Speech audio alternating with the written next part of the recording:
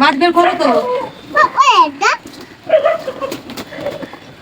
আজকে Sunday special. চলো তোমাদের দেখাই বড়মশাই কি কি মাছ নিয়ে এসছে।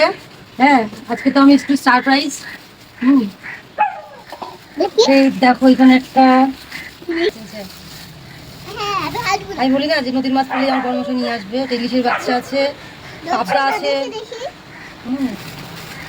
তারপরে এনেছে দেখো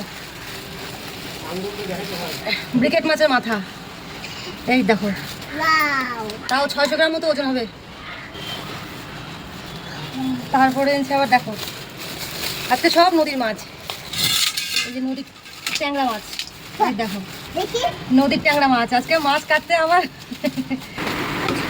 চলো আর একটা মাছ কি মাছ আনছে চলো দেখাই। এই দেখো কাতল মাছ, পুরো টাটকা তাজা কাতল, একদম দেশি কাতল আমাদের এখানকার। এই দেখো আজকে সব মাছ আমাকে বানাতে হবে।